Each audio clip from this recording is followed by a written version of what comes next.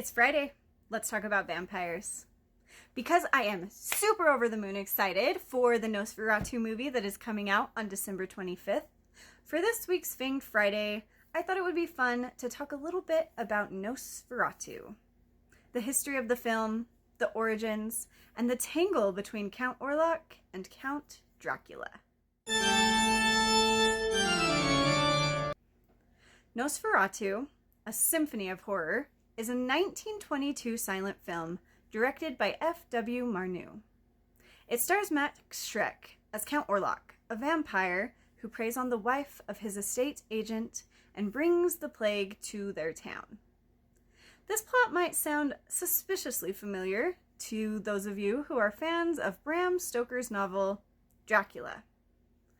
That's because Prana Film produced Nosferatu as an unauthorized and unofficial adaptation of Bram Stoker's 1897 novel, Dracula.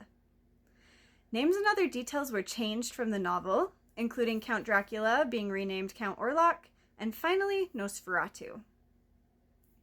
While the origins of the word Nosferatu are uncertain, it is suggested that it might have been confused with the word Nosferatu, which means the offensive one, or the insufferable one. In addition to the name changes, there were several changes to the plot and character details. Count Orlok does not travel to London like Dracula, but rather travels to a fictional town in Germany and brings with him a ship of plague rats.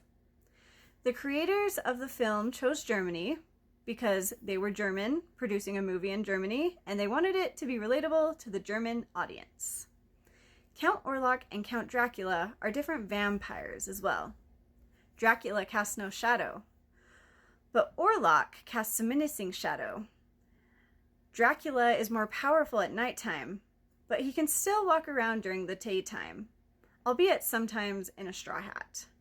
For Count Orlok, sunlight is fatal.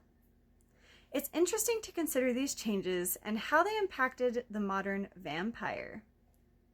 Despite the changes in details, Bram Stoker's wife, Florence Stoker, was not happy when she discovered the ripoff of Stoker's work. With the help of the British Society of Authors, she sued Prana Film. The German courts ruled in her favor and ordered that all copies of Nosferatu be destroyed. This was supposed to be the stake in the heart or the rising sun for the film. But, like a vampire, it rose from the dead. Copies of the film began to pop up all over the place. Florence Stoker supported herself on the royalties from Dracula after Bram Stoker's death in 1912. This was one of the reasons she wanted the film Nosferatu to crumble to ash, because she feared that it threatened her ability to sell the rights to her late husband's novel. However, despite her fears, in 1924, she sold the stage adaptation rights of the novel to Hamilton Dean, who wrote a play based on the Dracula novel. Then, in 1930, Universal Pictures, now Universal Studios, bought the film rights to the novel and the play. In 1931, Universal released its version of Dracula, starring Bela Lugosi. Between all of this, Nosferatu was creeping through the shadows and finding a place in Greenwich Village, where, in 1929, the New York Times ran a negative review of the film. A recut version of Nosferatu, called The 12th Hour, began screening in Europe, though this version has a happier ending, which I won't spoil, just in case you haven't seen the film, or if it will by chance spoil the new film in any way. Between the 1920s and the 1930s, amidst the legal drama, the French surrealists got their claws, or should I say fangs, on the film. One of the film's inner titles, "And when he crossed the bridge, the phantoms came to meet him," took hold and became a catchphrase for the surrealist movement, according to Christopher Frayling. In the 60s and 70s, when the legal drama had subsided, it garnered even more fans in Europe and the States. Then, in 1979, Nosferatu rose from the dead once again when Werner Herzog released a movie called Nosferatu, the Vampire, which was an adaptation of both Dracula and Nosferatu.